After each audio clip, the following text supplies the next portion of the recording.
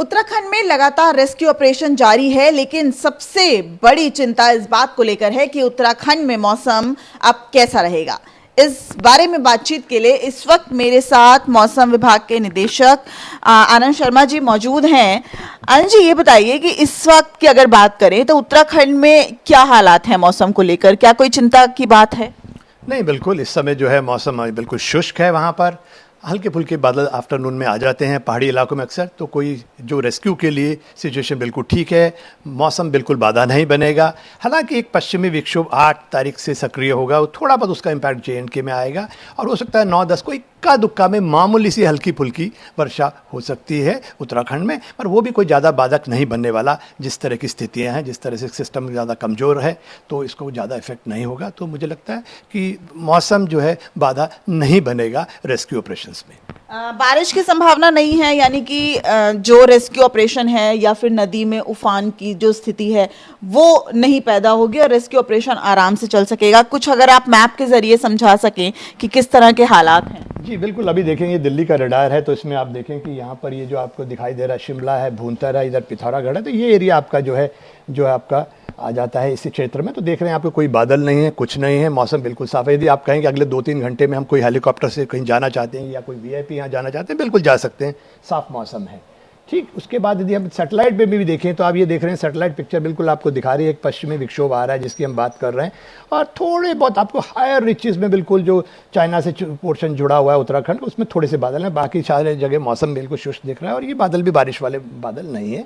तो 9-10 को जो थोड़ी बहुत दिखेगी तो उसमें हम देखते हैं हमारा मॉडल क्या दिखा रहा है। आप देखिए, हम चलते हैं इसमें, तो 8 तारीख की जो वर्षा है वो 9 तारीख को रिकॉर्ड की जाती है। तो आप देख रहे हैं कि बिल्कुल कोई खास 8 तारीख को कुछ भी नहीं है एक्टिविटी, यानी कि मौसम बिल्कुल शुष्क है। और आगे चलते हैं तो आप देखते हैं ये 9 तारीख की जो वर्षा है वो 10 तारीख को सुबह रिकॉर्ड होगी। तो वहाँ पे भी आप देख रहे हैं ज़्यादातर ये जो इलाका जिसमें हम ये बात कर रहे हैं उसमें मौसम शुष्क है। इक्का दुक्का कहीं थोड़ा बहुत देख रहे हैं तो पिथौरागढ़ की साइड में दिखा रहा है मामूली, उसका कोई असर नहीं पड़ने। आगे चलते हैं तो 10 तारीख को भी देखिए आपको कोई ज़्यादा अभी मॉडल फिलहाल दिखा नहीं रहा, तो इसका मतलब ये मान कर ले कोई ज़्यादा चिंता का विषय नहीं है।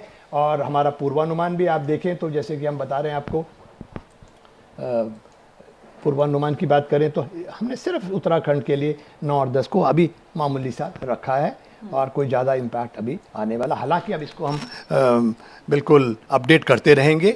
और जहाँ तक सवाल है कि मौसम बाधा नहीं बनना चाहिए, यानी इस लिहाज से कोई चिंता की बात नहीं है। एक अंतिम सवाल ये जरूर है, चूंकि उत्तराखंड जब केदारनाथ त्रासदी हुई थी तो वह आप वहीं पोस्टेड थे, तो आप उस चीज़ को समझते हैं। और ये भी जो त्रासदी आई है, कितना बड़ा चैलेंज है ये और इसे किस तरह से ओवरकम किया जा सकता है? देखिए, चैलेंज तो बिल्कुल बड़ा है, क्योंकि इस तरह की जो परिस्थितियां होती हैं, हम इसको कहते हैं सॉर्ट ऑफ कि बहुत कम समय में ये बहुत बड़ा हादसा हो जाता है। तो उसमें समय नहीं मिलता, क्योंकि ये फ्लैश फ्लड का केस है।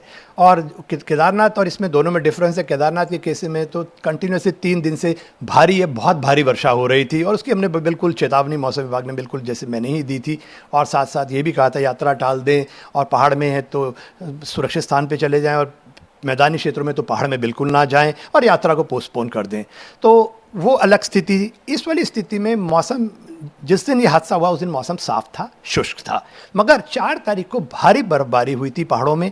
और अक्सर ये देखा जाता है जब भारी बर्फबारी हो और उसके बाद में मौसम एकदम खुल जाए और कड़क धूप निकल आए, तो होता क्या कि वो बर्फ़ पिघलती है, और पिघलने के बाद जो पहाड़ है जिसके हम लोगों ने अपने डेवलपमेंट के नाम पे डिस्टर्ब करके रखा हुआ है, डायनामाइट यूज़ होते हैं, डिफॉरेस्टेशन किया जाता है, या अन्य किसी कारण से क्रैक्स भी होते हैं पहाड़ों में, और जियोलॉजी भी है कि लूज पहाड़ है। तो जब वो पानी जो है बर्फ़ का पिघला हुआ उसमें अंदर जाता है तो क्रैक्स में, तो कई बार कितने बहुत बड़े भूभाग को वो तोड़ देता है। और कई बार जो होता है जो आपका एवलांच टाइप का है वो भी पैदा हो जाता है, और बहुत बड़ा एक आइस का मास जो है फ्लो करने लगता है, तो वो ग्रेविटी से फिर नीचे की ओर आता है। और जैसा इस केस में भी ऐसा प्रतीत होता है, ऐसा ही हुआ। और वो जब एक बार नदी में आया तो उसके बाद अपने साथ और जो डेब्रिस थे उसने उसको भी कलेक्ट किया, और फिर धीरे धीरे आगे बढ़ा। तो जो भी स्ट्रक्चर उसके रास्ते में आया, चाहे वो डैम था या ब्रिजेस थे, वो सब को तोड़ता हुआ चला गया। और ये सब चीज़ें बहुत जल्दी से होती हैं, बहुत कम समय इसको मिलता है करने के लिए। मगर हाँ, एक चीज़ ज़रूर याद रखें, जब कभी या तो भारी बारिश हो रही हो और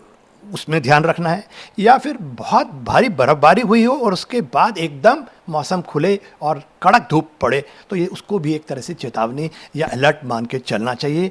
दूसरा कि जो हमारे वनरेबल एरियाज हैं उनको चिन्हित करना चाहिए। ऐसी जगहों पे जो है आपकी कंस्ट्रक्शन वगैरह जो है और बसावट है उसको मतलब रोकना चाहिए। बहुत इंपॉर्टेंट पॉइंट आपने बताया कि ऐसा लग रहा है कि जो जानकार बता रहे हैं कि क्या इस त्रासदी को टाला जा सकता था। अगर हमारी स्टेट एजेंसीज एक्टिवली काम करती तो हो सकता है कि हम इस त्रासदी को टाल सकते थे। लेकिन अगर बात करें उत्तराखंड त्रासदी की तो मौसम विभाग के लिहाज से ऐसा लग रहा है कि मौसम जो है वो काफ़ी साफ रहेगा, शुष्क रहेगा और बारिश की कोई संभावना नहीं है। यानी जो रेस्क्यू ऑपरेशंस चल रहे हैं उनमें मौसम कोई बाधा नहीं बनेगा। कैमरामैन सुनील के साथ दिव्या अग्रवाल, दिल्ली, न्यूज़ 24।